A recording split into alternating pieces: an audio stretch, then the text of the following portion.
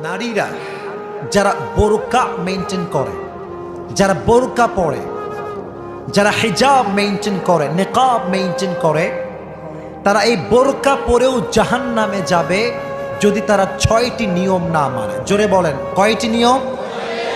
6টি নিয়ম যদি কোনো নারী বোরকা পরার পরেও না মানে, সে হবে কনফার্ম জাহান্নামী। ঠিক কিনা বলেন? আল্লাহ তাআলা হাবিবের মাধ্যমে জানিয়েছেন, নবী করিম সাল্লাল্লাহু আলাইহি ওয়াসাল্লাম বলেছেন, যেই নারী নিজের রূপকে ঢেকে রাখে, নিজের রূপকে পরপুরুষের সামনে শো করে না, প্রদর্শন করে না, তাকে আল্লাহ তাআলা নিজেই ভালোবাসেন। সুবহানাল্লাহ পড়ে। তবে নারীরা বোরকা পরলেই হবে না, 6টা নিয়ম মানতে হবে। 1, স্টে ইনডোরস।